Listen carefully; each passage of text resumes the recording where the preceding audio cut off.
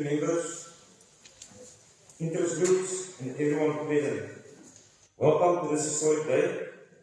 And if you don't mind, I'm just going to remove my mask, because there's not going to be someone here on top of my talking with me. I'd also just like to bring to your attention that at the back of the wall, just at the door outside, there is bathrooms, should there be any requirement as such.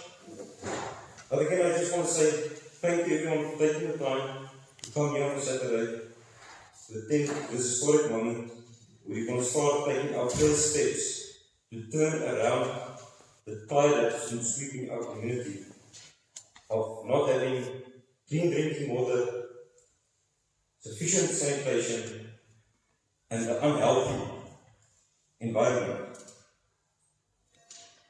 As we all know, this was born out of necessity after it was already 2 investigations conducted by the South African Human Rights Commission under Commissioner Grant Jones from Gauteng, and inquiries into the negative effect on our scarce water resources as well as inadequate sanitation in the city of Tshwane, and the specific challenges created by the poorly operated and managed water sewage treatment plants, and as well, especially Rooibos and then Babiaanspoort works, which is a great part of the concerns as well as the challenges that are being experienced by the communities in the city of Tshwane, especially along the Artis Rivier, Pinaar Rivier, Roodeplaat Dam, as well as the Hammanskraal communities. They are being denied a healthy environment and clean, drinkable water. Now, the aim of our non-profit company, the National Water Monitor, is as a non-political organization and not being aligned to any political party. We are community-based to ensure that the needs of the community are addressed, and not just one community, but all communities currently in the city of Tshwane area of responsibility, but also at a later stage, taking it nationally to assist challenges that is experienced in other municipal areas as well. Our NPC, a non-profit company, is just a vehicle that we will use to assist and to manage and make sure that all the responsible levels of government and people that have got responsibilities are kept responsible and accountable for the decisions they make, and to make sure that challenges that they do experience and that is experienced by the communities are addressed, and to come proactively with already ready-made solutions to the challenges, or to give suggestions on how we're going to solve the challenges. Because it doesn't help to just point finger. It doesn't help to just continue talking. But we must be there to give our time, give our effort, and really make a difference. And this led to people in their communities who've got a will and got a vision to start taking these personal steps and creating our company, the National Water Monitor. We will also make sure that all the responsible people and entities comply with the necessary legislation and in line with the spirit of the Constitution, as well as with our rights that are enshrined in the Constitution. Ladies and gentlemen, just to give you a backdrop of why we are here, if you can see on the left and to the right, there's 2 screens depicting video clips. The one is on the left is from Roodeplaat Dam in Pinaar River, while on the right we've got Rooibos as well as the Artis River. I'm just going to ask Mr. Kobesveld just give us a background of what's happening to the video on the left, so that we can understand why we are here from the side of Pinaar River and Roodepoort. Mr. Carl? Thank you very much. And thank you for the opportunity to join all of you today. I really do appreciate you giving up your time to join us for this really course. Yes, the problems at Roodepoort, that is the current situation. That was about 2 months ago. So the plants are again multiplying at quite a substantial rate. We are still from a private initiative trying to resolve situations like this. We had a clear dam for 5 years due to the government's interference. We ended up with a very, very dire situation. This is Harvey's Dam. They are experiencing similar problems that we have. And those problems are stemming from the poor water quality of the dams. Mainly due to pollution. There are some other factors as well, but the main contributor are the wastewater treatment works, or the mismanaged wastewater treatment works. Hyacinths, category 1B invasive species, we are trying our best to get rid of it. It's a very difficult task. We are joint forces with the Biological Control Centre in Grahamstown, based at Rhodes University. They are assisting a lot with supplying us with resources to try to combat the plants. We had great success both at Harvey's Dam as well as the dams, and we are trying to broaden that to the other dams that's got problems as well. But we need assistance from government. We cannot keep on fighting this fight on our own. And we trust with the assistance of the National Water Monitor, we will be able to put the people at task who are supposed to do this and take the obligation from the property owners to do that. Again, thank you for your time. Thank you, Henrik. I can then ask Mr. Porisaiman to just explain to us what's pertaining to Rooiwal and the Arctic River, and which is the video that you'll see on my right hand side.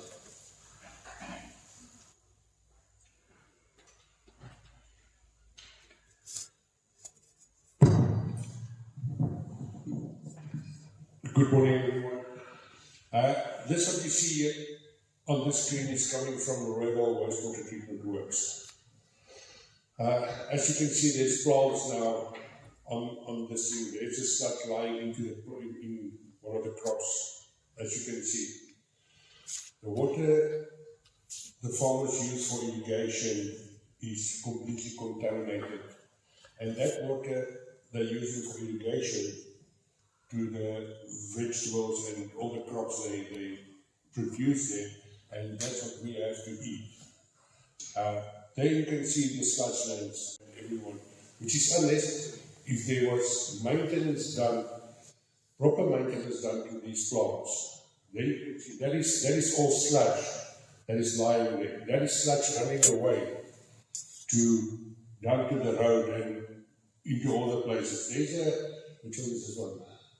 But in any case, that's a farmer opening his water that he's supposed to be irrigating his crops with. That is just a photo of the Rooiwal wastewater works. That machine is standing for at least 6 months now. Nobody is doing anything about it. That's a chlorine plant, and there's no chlorine there. That is just to show you the sludge that is going into the river. So the Rooiwal is getting about 220 to 230 million litres of water a day. So I don't do the calculations, but if you take just 10 milligrams of sludge per litre water, you can imagine how much tons of sludge is going into the river. There you can see the people buying from the farmers. That sludge that's into those mealies, somebody's going to eat it. So this is just sludge running away. The whole plant is under-maintained. All of them says, yeah, but we must do some extensions to the plant of 200 and something million rand. But if you don't, it takes 5 to 6, 7 years. If you don't do maintenance now, then those expansions will be for nothing. Because the river and everybody will be so contaminated that it's hard to get it back to a working state again. So this is what we have to do, is to go and give these people advice to help them and see that they do the necessary maintenance on these plants. As you can see, there's a river and the water is not looking very good. There's one with the flies. I just want you to see the ones looking into those sludge lands and farmlands. That sludge that's running into their crop and onto their fields. And at the end of the day, it's us and our children and our parents, not just on the northern side of Hammanskraal, but right across town, right across Tshwane. These vegetation and crops goes right across Tshwane, and we are actually consuming it. So that's why it is necessary for us to look after ourselves, our children, and our future, and our environment. I mean, that's just sludge running away down the road. Nobody cares. So, in one of the videos, you'll see the flies on a calf, on a young calf. It is extremely unhealthy. It's an unhealthy situation in and around Roma for the workers and for the community in and around Roma. And the water going down is so contaminated that it is very harmless to people past Australia. So I think we must start to do something to correct this. Thank you. Then if I can ask Mr. Tumelo to just to explain to us the influence of what we've now seen on this community, and especially Hammanskraal, which is a very large community to the north of Pretoria. Thank you, Program Director. Good morning, everyone. And I would request that before I proceed, maybe we have a moment of silence for all the people that has passed on because of COVID. Can we have that moment, please? Thank you.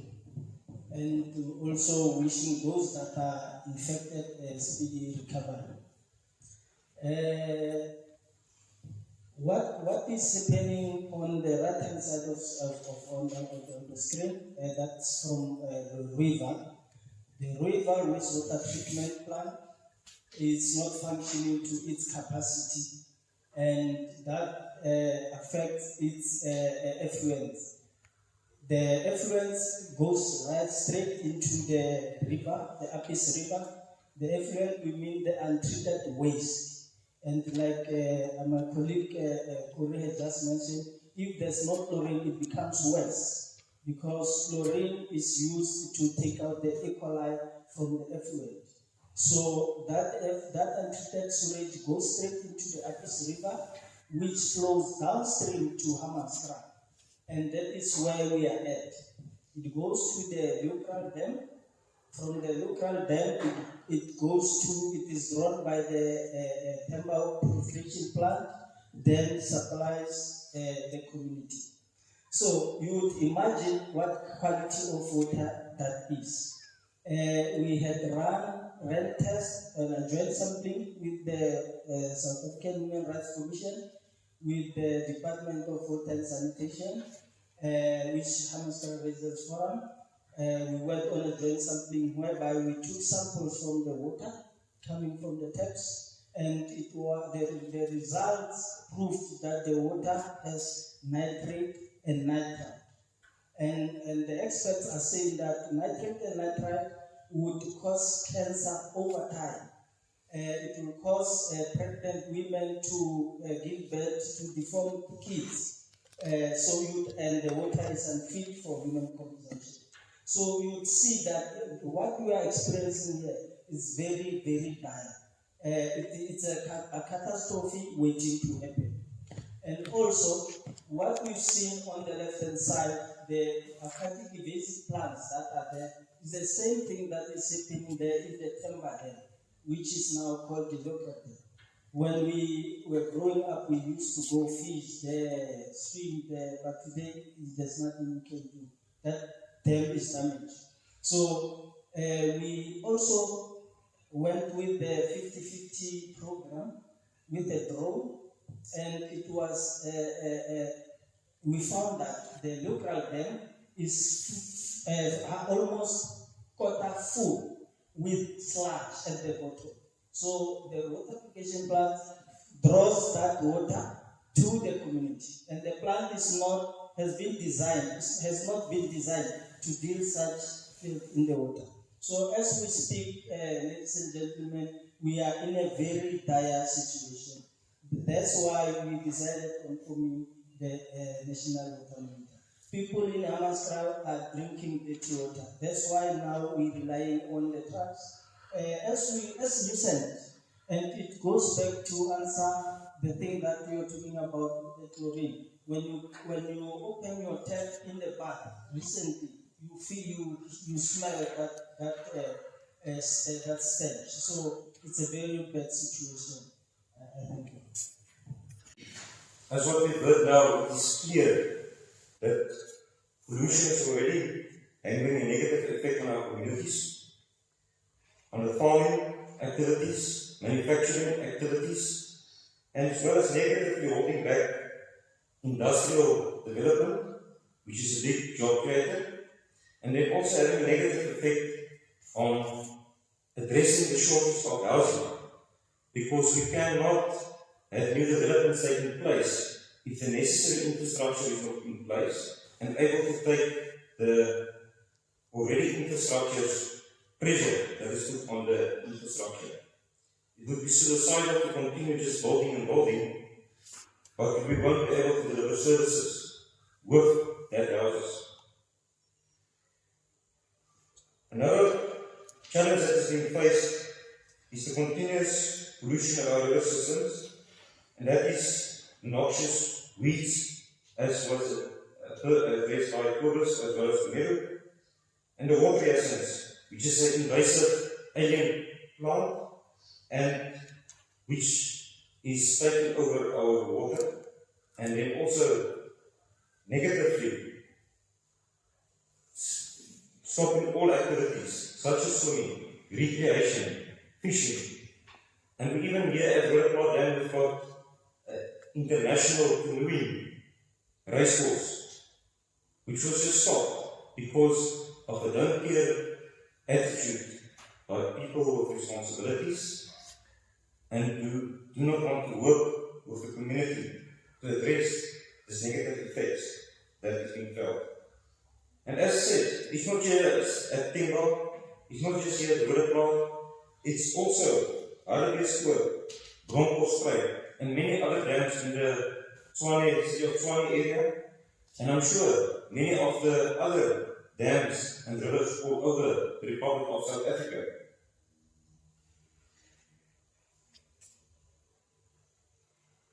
Ladies and gentlemen, if I can introduce the directors of the National Water Monitor to you. They are dedicated people who've decided that they're going to pick up the cross in their communities. They're going to put in time and effort to ensure that we can address the challenges that we are experiencing.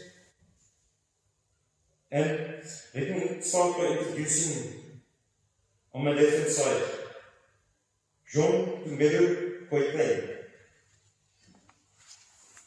Now, Tumelo is a married father. He's got 2 daughters and a son, and he's already a grandfather as well. He's an activist and chairperson of the Hammanskraal Residents Forum, which in the past and currently fight for the rights of the inhabitants of Hammanskraal. He is also directly and adversely affected by the poor water quality and sometimes irregular water supply that is being experienced from the city of Tshwane. Since 2017, has been holding community meetings around Hammanskraal to inform the residents of the basic human rights that are being infringed on, and to inform them about the dangers of the dirty environment, dirty water, and then also he took a step further, except for appearing before the Human Rights Commission, which he reported to the whole situation. He even went to Parliament and he appeared before a portfolio commission on human settlements and water and sanitation about the plight of the Hammanskraal residents. He was also part of the joint sampling process that was done in Hammanskraal by the city of Tshwane, from which it was determined that the water quality is not fit for human consumption. And this was clearly illustrated and confirmed by the test that was done, that nitrate and nitrate levels of spots are high levels, that it will continue to have adverse influence in the future on his community. Then also, he ensured that through his action, the urban settlement development grant was prioritized for Rooiwal water waste treatment works as a source of urgency, as well as the contamination of the Alpies river system and Hammanskraal delivery of water supply, upon which efforts the funds were prioritized and allocated, and which resulted in the first phase of the upgrading of the Rooiwal wastewater treatment plant being put into action and currently still being worked on. His interests and intentions are to continue advocating for the protection of our water and river systems from being contaminated, protecting the dams from invasive plants, and ensure that there is clean water for all. He is also further advocate in ensuring that the rights that's enshrined in the Constitution, especially when it comes to Section 27.1b, 27.1b is pushed for, so that the community members can at least feel that the Constitution will be working for them in the near future. Tomorrow,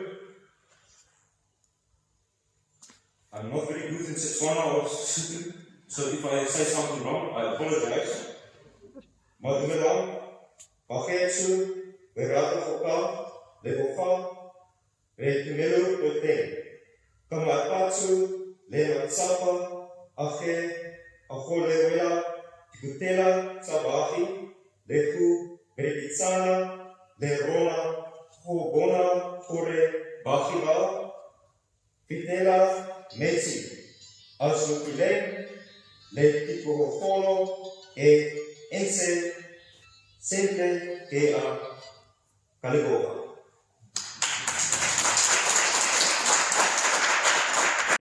Then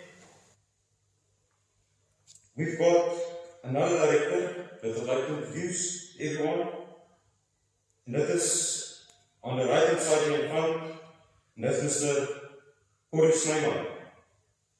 He's the director from the Alpies River as well as the Rooiwal area. He was born in Pretoria, went to school in Bronkhorstspruit, and after full schooling he came back to Pretoria for studies, and he started working at the city of Tshwane, where he was working for the period of 34 years up till 2020. Most of his time he was working at the Rooiwal water waste treatment purification plant. So we've got in him a gold mine of knowledge on how to operate and how to give inputs and suggestions on how to better operations of wastewater treatment plants in Tshwane. Corey's big issues that he is pushing for is to ensure that the surrounding farmers are able to have access to water, which is firstly conducive for production of crops as well as for animals, and to ensure that the vegetables as well as the produce that are sold to the community is of the best quality and does not have negative effects on those of us that are consuming it, as was elaborated on earlier by Unkori. Also, close to his heart is the safety of the community, and especially the safety of children, which is exposed to the contaminated water, and which are on a daily basis forced to make use of the contaminated water for household usage and consumption. He's passionate and motivated to help the community on ensuring a healthy and a clean environment, as it is the human right of everyone to have access to a clean environment and to clean drinking water. Unkori, ek wil net sê baie dankie vir al ons tyd wat ons opoffer. Baie dankie nou om afgetree om bereid is om die pad verder te stap en die gemeenskap te dien met insette en om seker te maak dat die hele bevolking van die stadsrand van wat in die munisipale area van die stadsrand van Tshwane val 'n beter lewe kan hê en toegang sal hê tot skoon drinkwater, skoon omgewing en om die gemeenskappe te verenig. Dat ons almal saamwerk, nie as aparte entiteite nie, maar as 'n verenigde gemeenskap wat almal beïnvloed word deur hierdie negatiewe gevolge. Baie dankie vir dit. I kept the most beautiful collage, as you can call it like that. And the third director that is on the company is Helen. She's right here in the middle. Now, Helen or Eleni Bowman, but we call her Helen, is here representing the Van Wildrift and Roodeplaat Dam community. And she's married with 2 children. She was born in Vereniging and grew up in Johannesburg. And now she's finding herself living here next to the Roodeplaat Dam for the last 2 years, where she is a property manager of a new development here in Camille. She values wildlife, birds, and natural beauty of nature, and she wants to make sure that violations thereof are not going without consequences to those people reaching it. She's got first-hand experience of the devastating effect that the pollution had on the dam, as well as the adjacent communities. And she's also taking upon herself to inform the people about the horrendous effect that untreated waste, as well as the water essence, have on the community at Roodeplaat and the Pienaar River, the horrendous smell that lingers in the air, and well as bad conditions that prevail. She's also someone who's not just a talker, but she's also a doer. And she's been actively involved in cleaning up the Pienaar River estuary, and the results are very pleasing, and it's got a very good influence on the community because it unites the community to work together And she's not motivated by greed or power, but she's doing it because she's passionate for the environment. And she is keen to assist where she can to make sure that in order to prevent further degradation of the environment and our water sources, we all work together and do it in the best interest of all.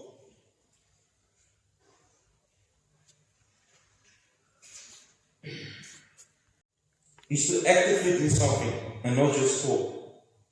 That's why the 3 directors with their communities decided to take the first baby steps, because you must be able to first crawl before you can walk, and once you walk then you can start running, so that we can get a process going and ensure that they are able to effectively take action. The intention is to work with all spheres of government to ensure that at national, provincial as well as local level, each of them are held responsible for their work that they do, as well as their responsibilities in line with the Constitution. Also, the intention is to work together with other organizations which have got the same objects, and also want to ensure that there is clean drinking water, a clean environment which is safe and to the best interest of all the communities. And how do the company intend it to be done? By firstly, monitoring the work that's being done. It doesn't help to leave it up to people who are not living in a community, who are not being affected, to monitor, and we just believe that those people will be making decisions in the best interest. We need to actively monitor all processes, give inputs, address challenges by making solutions on how to address the problems, but also to engage with all the spheres of government so that we are able to hold them accountable in accordance with their various responsibilities, and then also to push that for responsibility. Because it doesn't help that we've got a manager for a wastewater treatment plant. We know things are going wrong. We bring it to the attention of the local authority, but they don't take any action.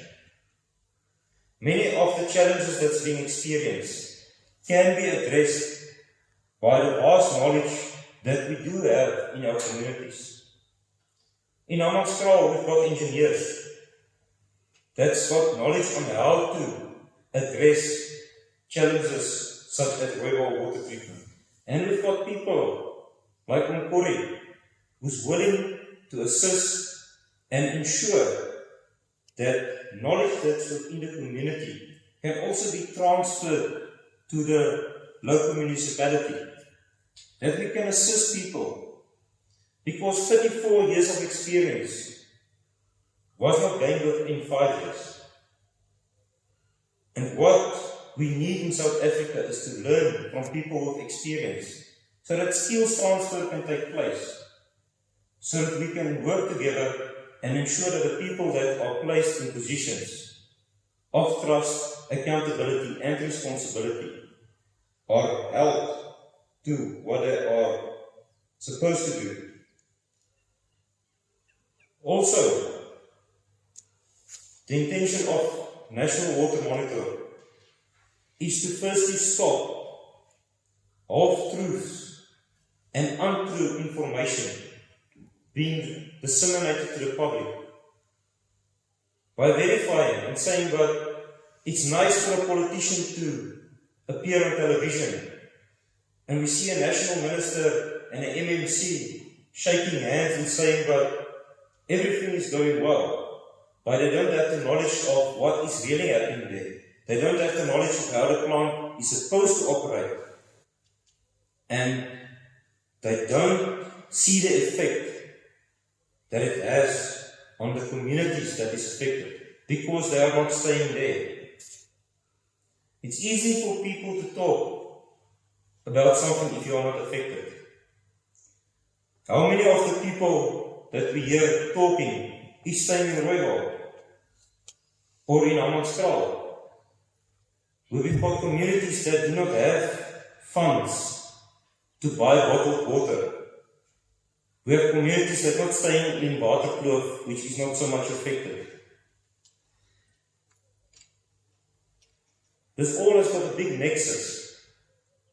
And if we can sort out the problem with water, as well as with sanitation and infrastructure, it can lead to that we will be able to assist in addressing problems of housing, creating jobs, and also broadening the tax bases.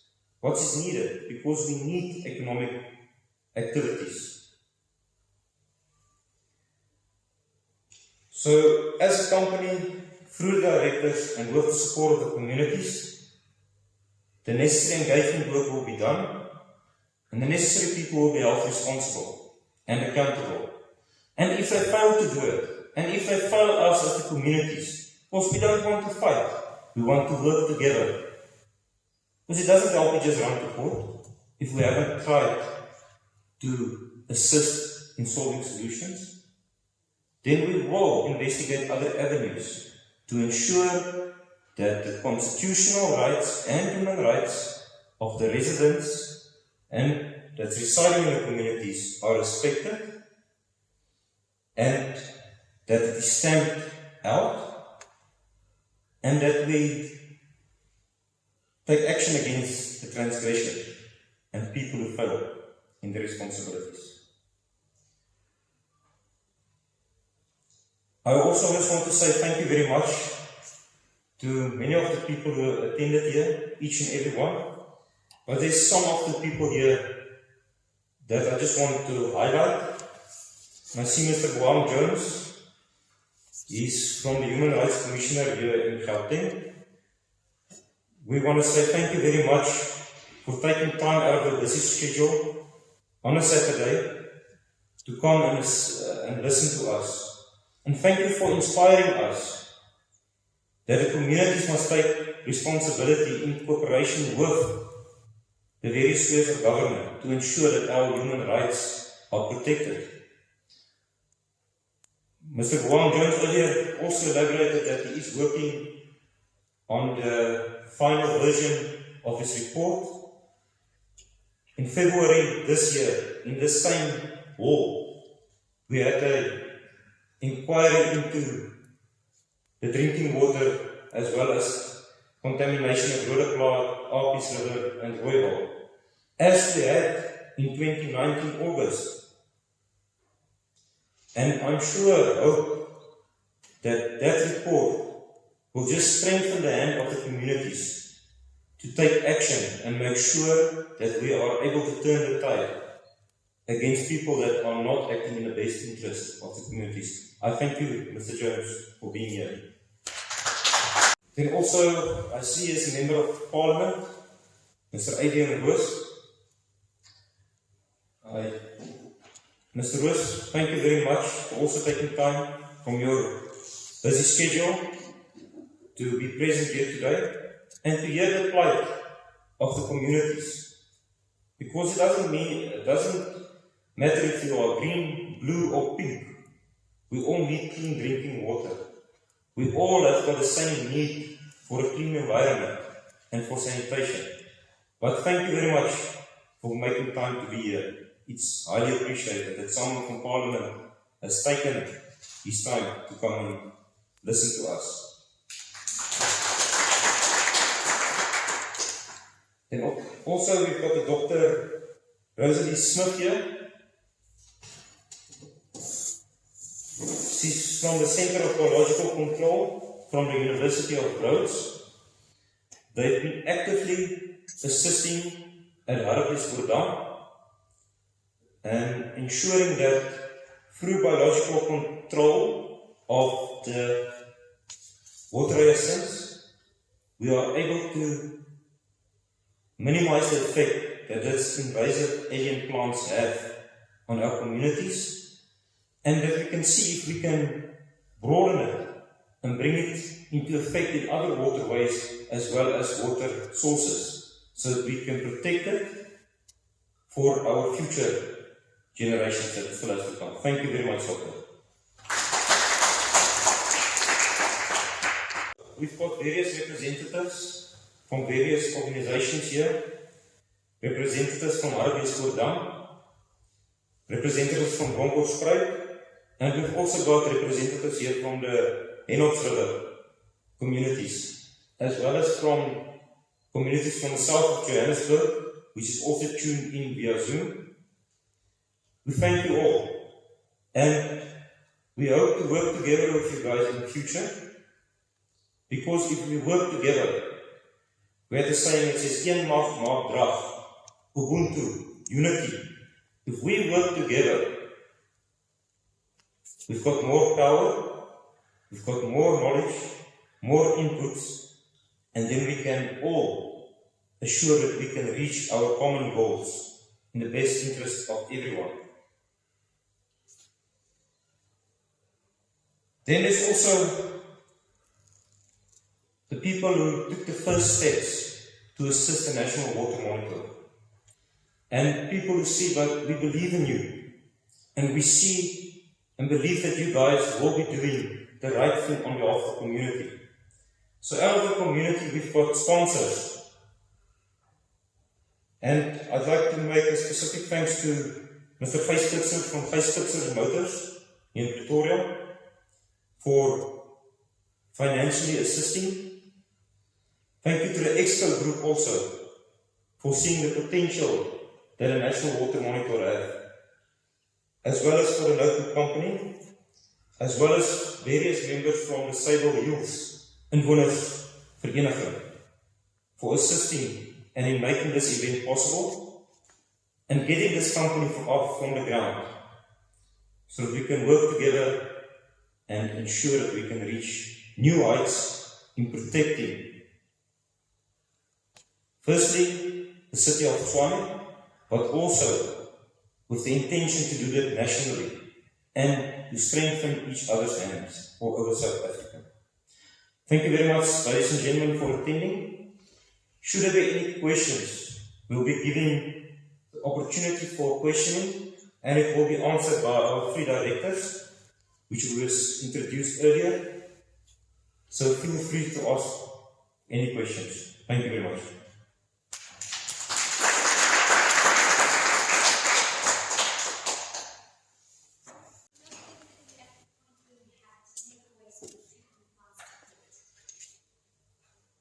The question from the lady is, she asked, do we think that we are at that point yet where we want to take the wastewater treatment plants to port?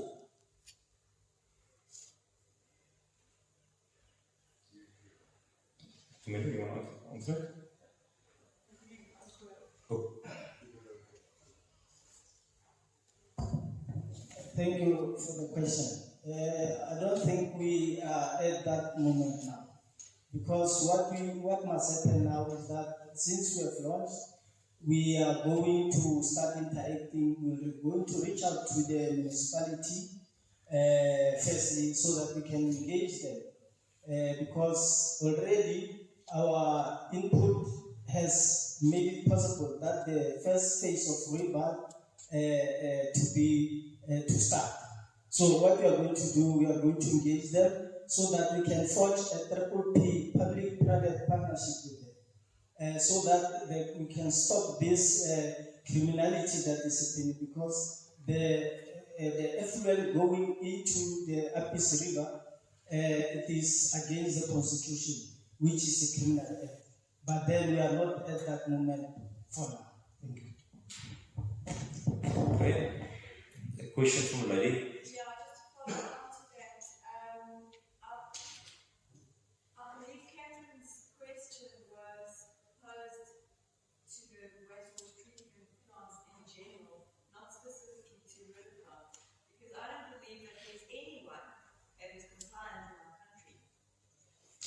The question from Lady was, she's just elaborated that, especially with regards to the wastewater treatment, and not just especially Royal or Rudderplant, but that most of them are not compliant.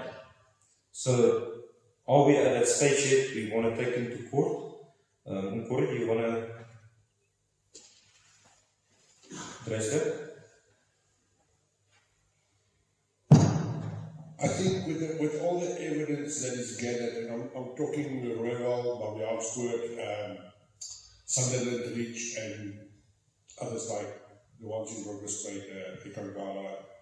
I think if you really want to, you can take him to court. Because it is actually, like Jamila said, a violation to put such water into the system. Especially on the Royal. Royal was declared a disaster area in years. 2011, and after that it was re-declared as a disaster area, and nothing has happened. So yes, I think if we really want to, we can take them to court. But I agree with Jamila that we must first see if we can help them without going that route. But yes. We have been working on for over 6 years, working in relationship with the municipalities, working in relationship with the community, raising awareness. We've done everything in our power, and we're finding that the only way we can shift their behavior is by taking them to court. And I believe we can raise awareness. We've done everything. We've spoken to the blue in the face. People are not taking responsibility and they're not accountable for maintenance of their plants. And we sit for years with them promising to fix things, and it's not happening. The only power I believe that your company has is if you bring in the courts. We will do that as soon as we can, but like we have to address them or go talk to them at first and have a meeting with them and see what their reaction will be. But if it has to be, we will take them to court. Okay, if I can give opportunity to our human rights representative, Mr. Wang Jones, because I know he lambasted the municipality quite recently in February because they failed previously to do what he advised them to do. Commissioner Jones? Yes, I need to use the mic. Please.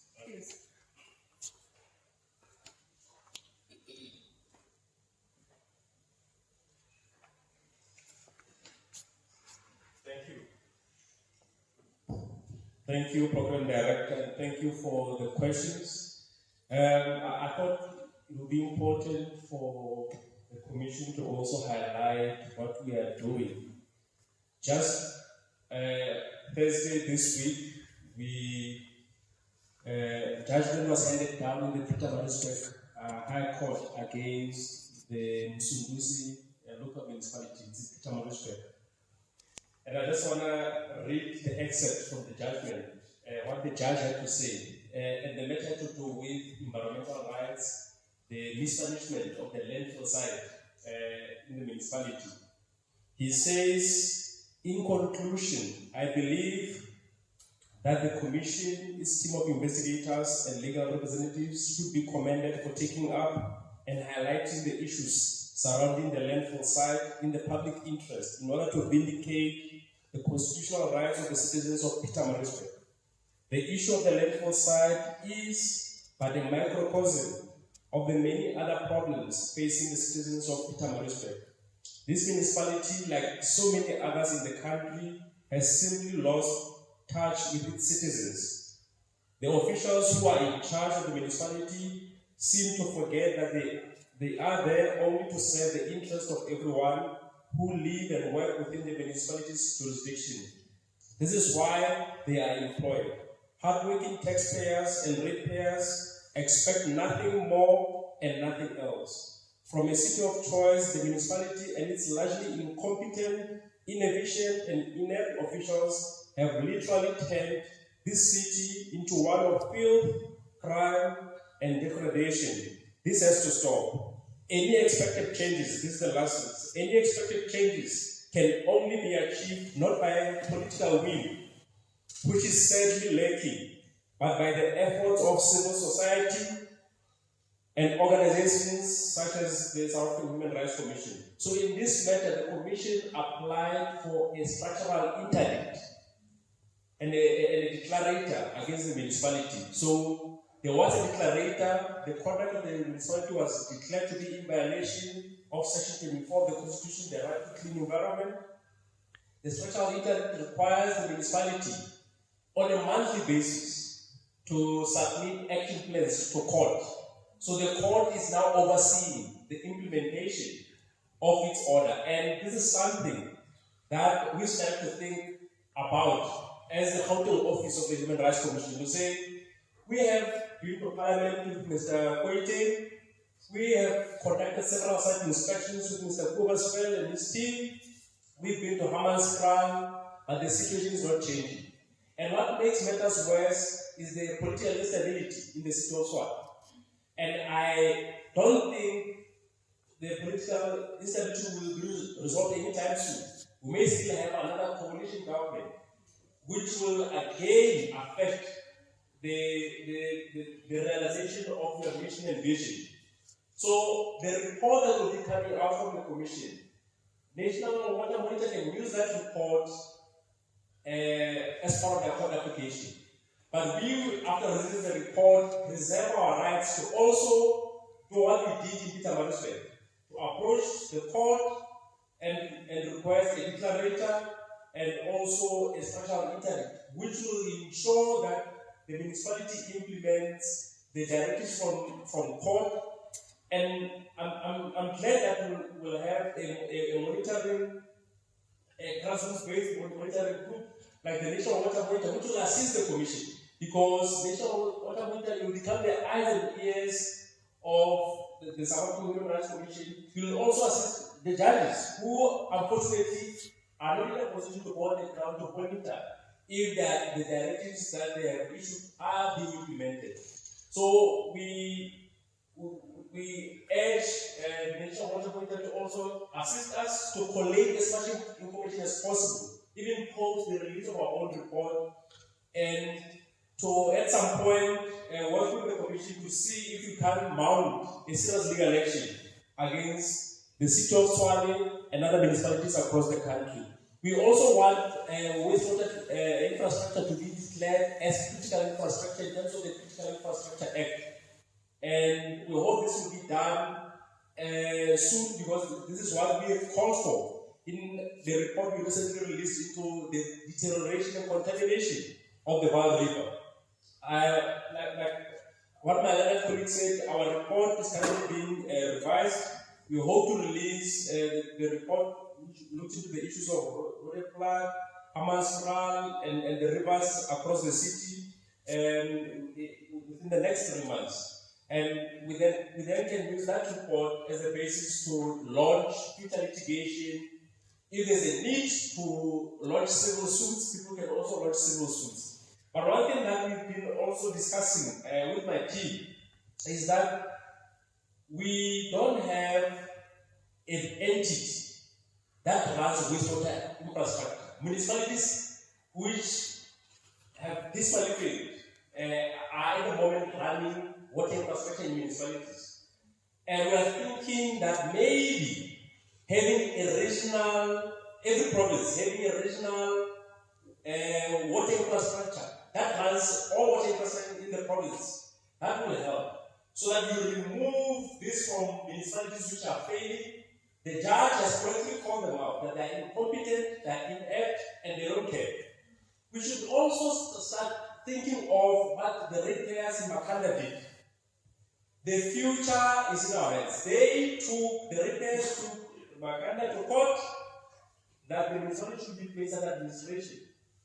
And in the city of Cape Town, the ratepayers there, there's a portion of the rates that are paid to the municipality, that are paid to another entity that helps the municipality to ensure that the environment is clean. So these are some of the things that we should be exploring, and we should have brainstorming sessions, we should empower communities to report all these violations, we should document them.